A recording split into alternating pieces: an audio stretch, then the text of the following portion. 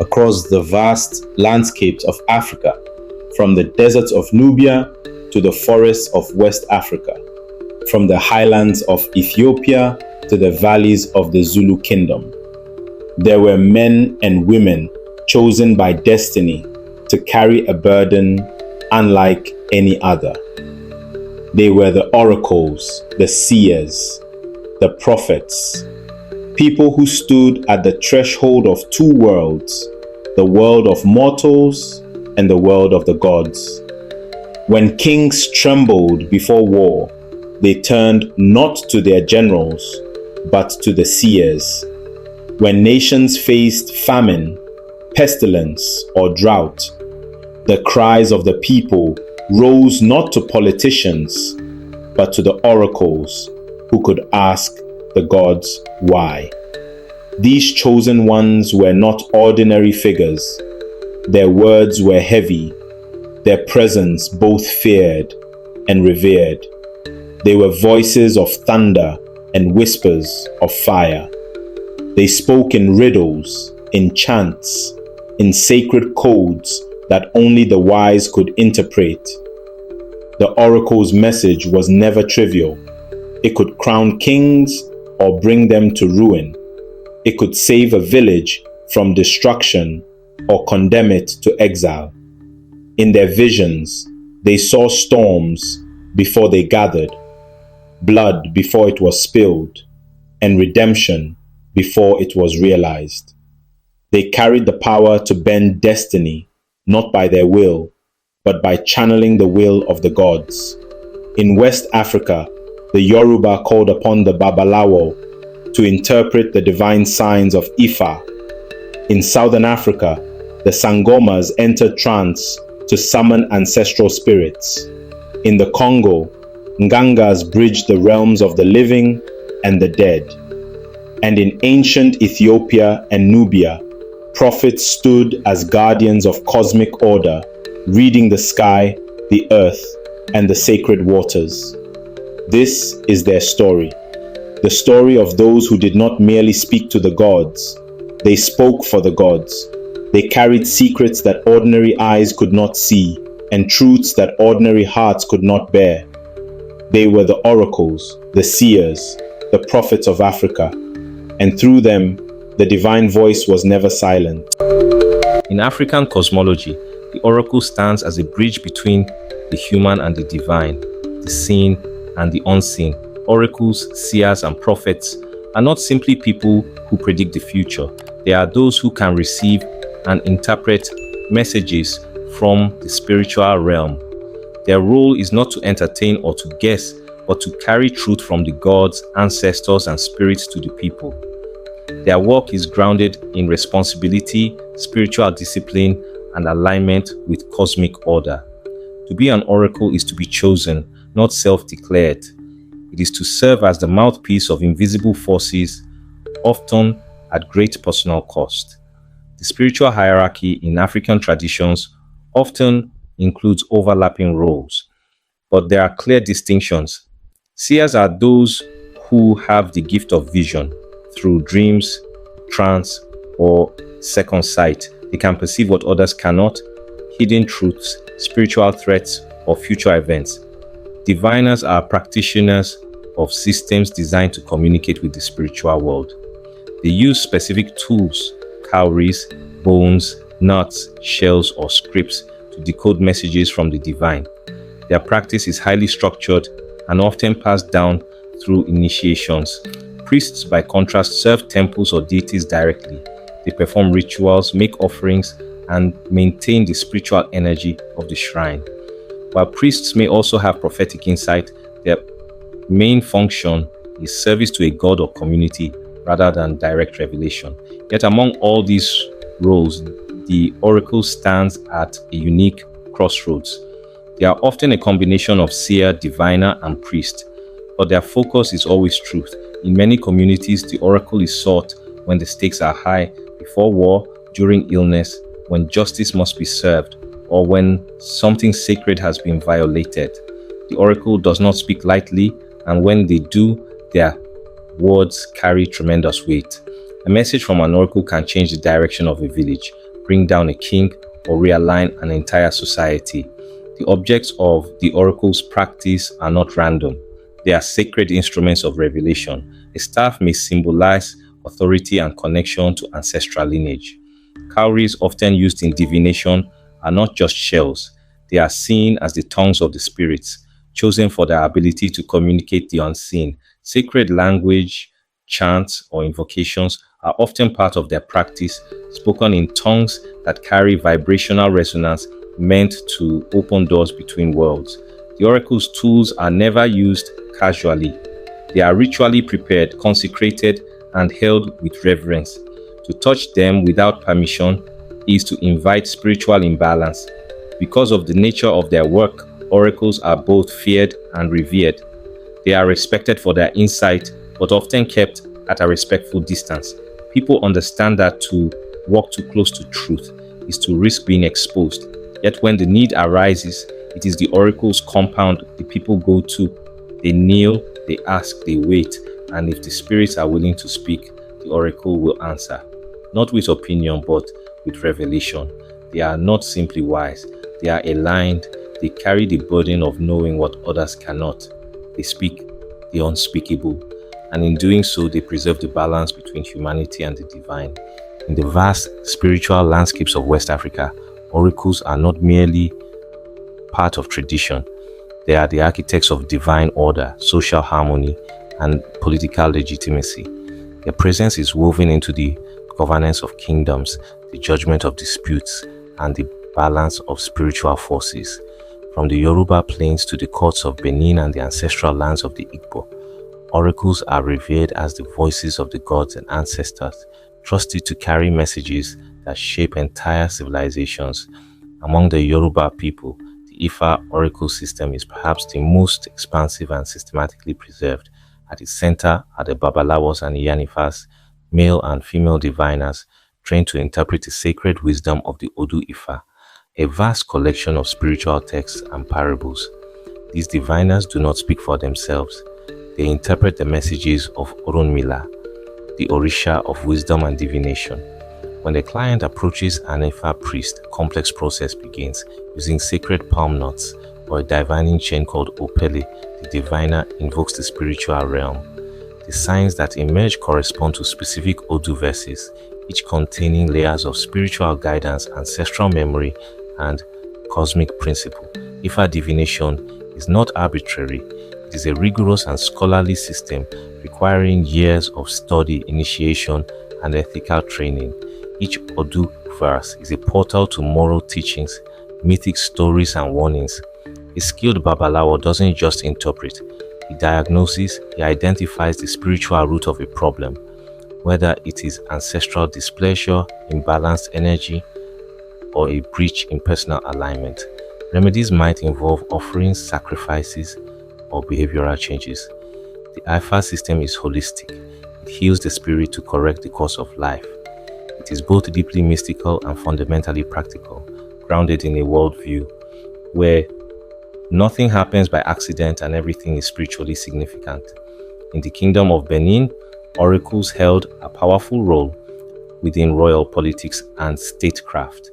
The Oba, King of Benin, never made major decisions, especially those concerning war, succession, or ritual, without consulting the oracles. These sacred advisors often work through trance states or spirit possession, entering altered consciousness to receive divine guidance. In some cases, the oracles would speak in voices not their own, delivering messages from deities such as Olokun, the god of the sea and wealth, or ancestral spirits of the royal line. Their counsel shaped foreign policy, legal disputes, and ceremonial practices. Within the royal palace, their presence was sacred and untouchable. Their words, once spoken, could not be questioned. In Igbo society, the tradition of Afa divination is a central pillar of spiritual life. Afa priests and priestesses, known as Dibia, are not only oracles but also healers, philosophers, and custodians of indigenous knowledge. The Afa system is both a language and a map. It allows the Dibia to decode spiritual disturbances and identify which ancestors or deities must be appeased. Using objects like seeds, stones, or metal instruments, they read patterns that reveal messages from the unseen world. Afa is not only used for personal healing, it has been used to settle land disputes, identify hidden crimes, and guide entire villages through periods of drought, illness, or political uncertainty. Igbo oracles are deeply embedded in community structures.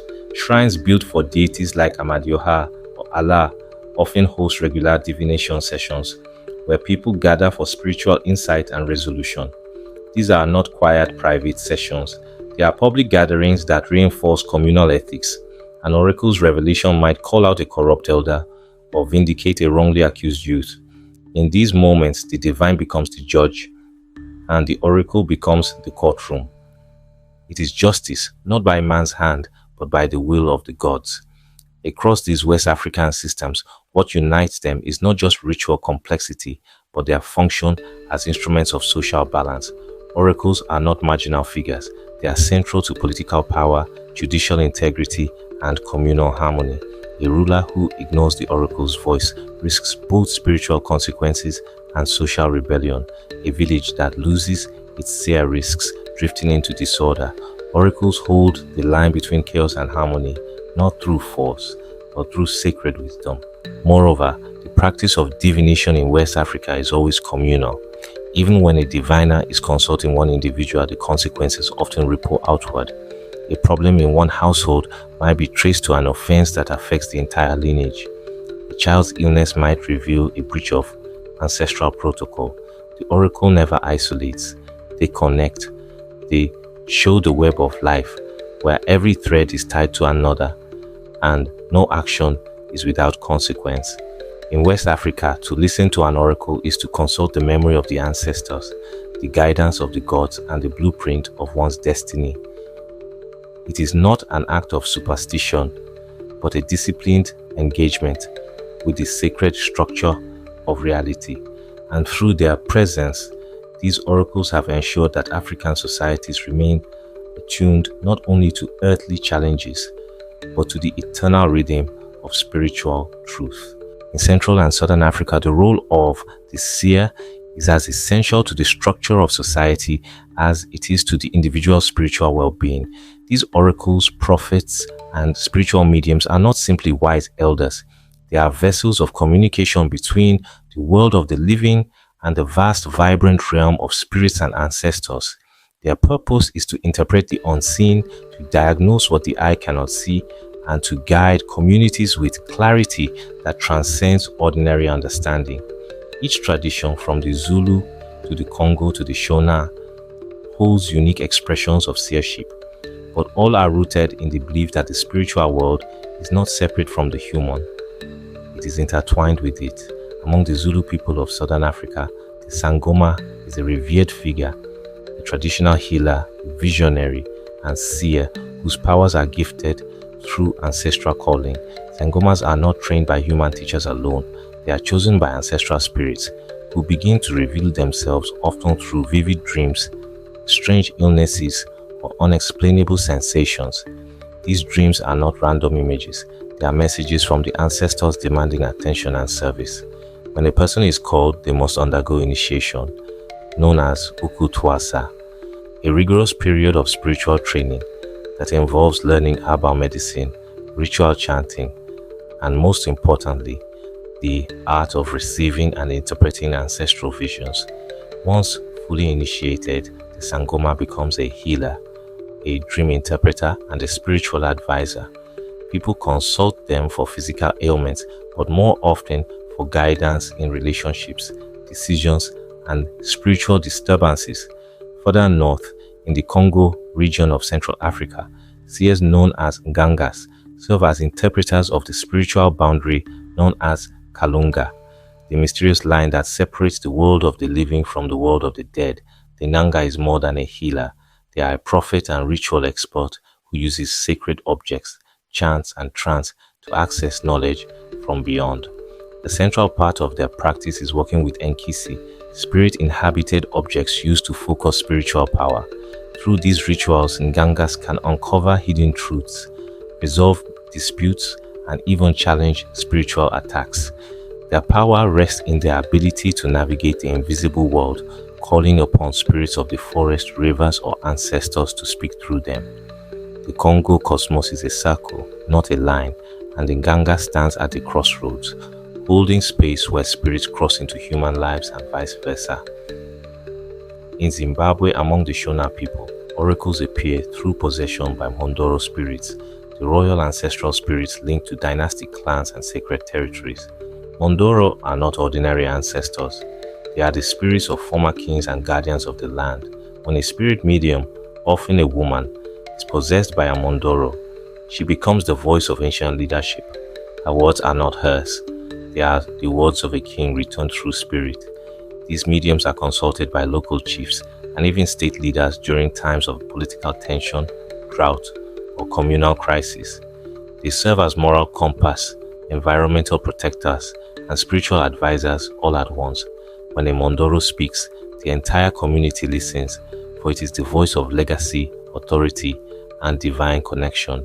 What ties these seers together is their role as custodians of continuity. Whether it is the Sangoma, who interprets dreams, the Nganga, who navigates the boundary of Kalunga, or the Mhondoro medium, who carries the voice of kings long past, each stands in service to truth. They do not act on personal ambition. They are vessels. They speak not from ego, but from guidance. And in doing so, they ensure that the living do not walk blind, that the past is not forgotten, and that the future unfolds with the wisdom of the spirit world lighting the path. In East and North Africa, the role of the prophet and oracle takes on unique forms shaped by millennia of religious evolution. Here, the voice of the divine is not limited to ancestral invocation alone. It often blends with ancient monarchies, temple traditions, and the sacred texts of major world religions, from the highlands of Ethiopia to the deserts of Nubia and the coastlines of Somalia. Spiritual seers have long stood at the intersection of past and future, delivering messages wrapped in mystery, revelation, and authority. Their connection to divine truth is unmistakable, rooted in systems that transcend time, empire, and cultural shifts. In Ethiopia, prophecy and seership exist within both Christian and pre-Christian contexts. Long before the arrival of organized Christianity, Cushitic spiritual traditions upheld the idea of chosen individuals who could see beyond the physical. These seers, often consulted by local rulers, would enter trance-like states to deliver visions of warning or guidance. With the emergence of the Ethiopian Orthodox Church, the role of the prophet merged into Christian mysticism. Holy men and women, monastics, hermits, and church visionaries were known for receiving divine dreams, angelic visits, and spiritual messages. These prophets often spent years in solitude, fasting, and praying, becoming vessels of sacred wisdom. Their messages, while couched in Christian language, often addressed national crises, social injustice, or spiritual decay. In times of drought or war, the words of these prophets were sought with urgency, and their interpretations held as divine mandates. Traveling northward to Nubia and ancient Egypt, the tradition of temple oracles reaches deep into the heart of African antiquity. In the temples of Amun-Ra and other deities, priests and priestesses functioned as divine channels. These weren't casual consultations, they were complex rituals performed in sacred spaces where the gods were believed to physically inhabit statues or symbols. Oracles in these temples would speak through trance, dreams, and encoded rituals. Rulers traveled great distances to hear these divine judgments, especially at key moments like coronations, military campaigns, or times of crisis. In some cases, the oracle would be consulted not only for political guidance, but for metaphysical alignment, ensuring that a king's rule was in harmony with cosmic balance known as Ma'at. Their prophecies carried legal and religious weight, and to ignore them was to invite spiritual disaster. In the Horn of Africa, particularly among the Somali people, prophetic figures known as Wadaads emerged as unique hybrids of Islamic and ancestral spirituality. Wadaads are religious scholars trained in Quranic recitation and Islamic jurisprudence, but their roles often extend beyond formal religion into realms of healing, divination, and mystical insight. They are respected for their spiritual knowledge, but also for their ability to interpret dreams, perform blessings, and offer spiritual protection. In remote communities, the Wadaad might also serve as a scribe, a judge, and a mediator, blending divine wisdom with local customs. Their prophecies often emerge through night prayers, poetic chants, or deeply meditative states. Though rooted in Islam, their practice carries echoes of older indigenous belief systems where spirits, ancestors, and divine will all intersect. The Wadaad becomes a bridge, not only between the seen and unseen, but between ancient and modern, African and Islamic. Together, these prophetic traditions of East and North Africa reveal the continent's spiritual adaptability and depth, from the solitary mystics of Ethiopia to the priest oracles of Egypt to the Quran-versed seers of Somalia. Each tradition speaks to the same human hunger to understand the invisible, to receive wisdom, to walk rightly in a world guided by forces beyond what the eyes can see. These prophets do not stand outside of history, they shape it, echoing the voice of the divine in times of turmoil and transformation. Their presence reminds us that Africa's spiritual wisdom is not only ancient, it is alive, evolving, and always speaking. The oracles of Africa did not simply speak, they revealed. Their methods were varied, sophisticated, and deeply symbolic, drawing upon the sacred relationship between the human body, the natural world, and the spirit realm.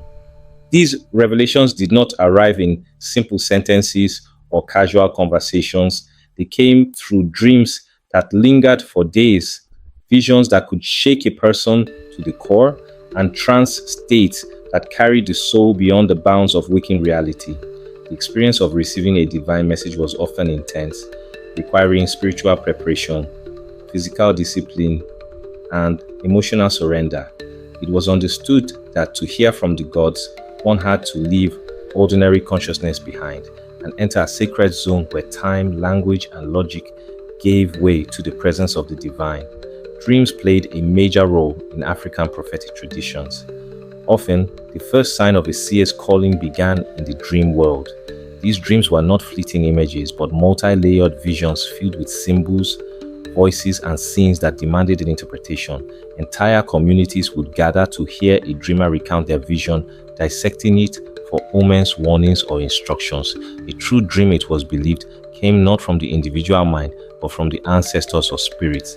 It was a visitation, a message wrapped in imagery and emotion. The ability to interpret such dreams was itself a gift, and those who possessed it were valued as guardians of community insight.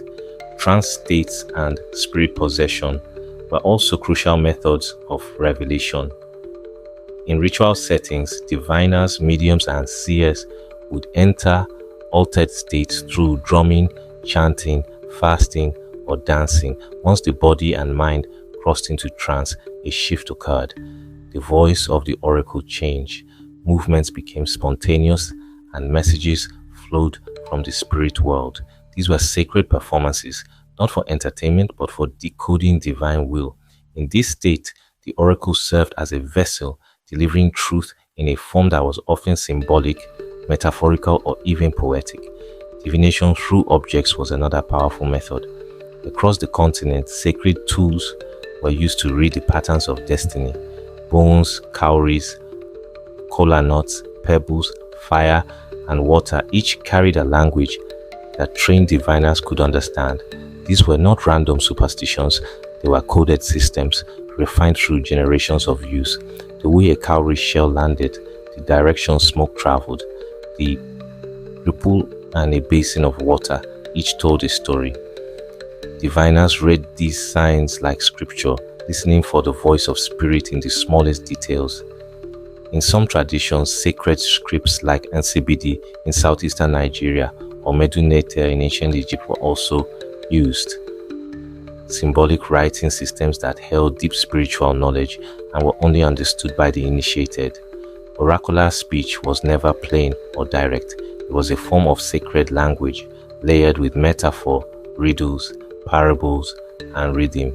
To hear an oracle speak was to be given a mystery, not a manual. This style was intentional. It reminded the community that truth is not easily grasped. It must be decoded, discussed, and reflected upon. The community, elders, and other spiritual figures played a role in this decoding process. A prophecy was not complete until it had been interpreted, applied, and honored. In this way, revelation was never individual. It was collective. It was not just a moment of divine encounter, but a communal act of meaning-making. The gods spoke, but the people had to listen deeply, feel intuitively, and respond responsibly. And through this ongoing dialogue between heaven and earth, African societies maintained a sacred rhythm, one in which truth was always near, but never simple. Throughout African history, seers and prophets have been far more than spiritual advisors. They have been central players in political strategy, national identity, and collective resistance. The line between the sacred and the political was never rigid. Kings did not rule without consulting oracles. Armies did not march without spiritual confirmation. A message from the gods could crown a leader or one of betrayal. The power of prophecy was not only recognized, it was respected, even feared, for it could determine the fate of entire nations. One of the clearest examples of this intersection is found in the legacy of Shaka Zulu, the formidable warrior king of the Zulu nation. Known for his military brilliance, Shaka also understood the importance of spiritual foresight. Before major campaigns, he would consult seers and diviners to read omens, interpret dreams, and receive guidance from the ancestors. These prophecies could shape battle strategies, delay invasions, or even alter alliances. Shaka did not see prophecy as weakness. It was a form of strength, a way to ensure that human power remained in harmony with spiritual timing. His consultations with oracles reflected a deeper truth in African leadership. The wisdom of the invisible was as vital as the strength of the sword. During colonial rule, prophets became symbols of resistance. Their messages carried not just spiritual urgency, but political defiance. In Zimbabwe, the spirit medium Nehanda became a revolutionary icon. Possessed by a powerful ancestral spirit, she led uprisings against British colonial forces, urging her people to reclaim their land and dignity. Her execution did not silence her influence. Instead, she became a martyr, a name invoked in later struggles for independence. In the Congo, Simon Kimbangu emerged as a prophet who challenged both European missionaries and colonial administrators. Preaching a vision of African dignity, spiritual autonomy, and divine justice, Kimbangu drew thousands. The colonial authorities imprisoned him, but his teachings gave rise to a church and a movement that would outlive the regime that tried to silence him. Yet with great power came fear. Seers were not only seen as liberators, they were often viewed as threats. Colonial governments banned divination. Some African leaders imprisoned or executed prophets who warned against their rule. The oracle's truth could be inconvenient. It could expose corruption, predict collapse, or challenge authority. This made the seer both revered and dangerous, a double-edged sword. Even so, they remained. The prophets spoke, the oracles warned, and the people listened, because in times of chaos and change, nothing was more powerful than a voice that claimed to speak for the divine. Oracles and seers in Africa were never simply mystical figures tucked away in the margins of history. They were at the very heart of society, guiding rulers, healing communities, preserving justice, and standing as the conscience of entire nations. Their presence was a constant reminder that no action, no decision, and no moment of crisis was separate from the spiritual fabric that held everything together. In a world where the visible and invisible danced together, these chosen individuals served as the interpreters of that sacred choreography. Their voices did more than foretell the future, they actively shaped it. A single prophecy could elevate a warrior to king, while another could warn of collapse and save a people from disaster. Seers had the power to legitimize leadership or expose falsehoods. In times of harmony, they preserved balance. In times of injustice, they spoke truth to power, often at great personal risk. Their messages carried the weight of ancestors, gods, and cosmic law, and when they spoke, it was never for personal gain. it was for the good of the whole. Throughout this journey, we have seen how these voices echoed across the continent, from the Babalawos of Yoruba land interpreting the sacred Odu Ifá, to the trance-possessed mediums of the Congo, from the Mhondoro spirits of Zimbabwe to the Wadaads of Somalia. The thread is unmistakable. Each one, in their own way, carried the breath of the divine, interpreting signs, decoding visions, and offering guidance that reached far beyond human understanding. And though some were silenced, imprisoned, or feared, the essence of their work has never died. African spirituality continues to honor the sacred role of revelation. Today, in shrines, ceremonies, dreams, and drumbeats, the work of the oracle lives on. Because the divine has never stopped speaking, only our listening changes. So let us listen now, more closely than ever. As we walk forward into our own uncertainties, let us remember the voices that came before. The prophets who warned, the seers who healed, the oracles who stood between worlds and spoke not for themselves, but for something far greater. The oracles remind us that Africa's wisdom was never silent. It was spoken, sung, and revealed through chosen voices who carried the breath of the gods. If this journey moved you, enlightened you, or sparked your curiosity, don't keep it to yourself. Like this video, drop your thoughts in the comments, and subscribe to AfriCosmos, one for more stories where spirit, culture, and history speak as one.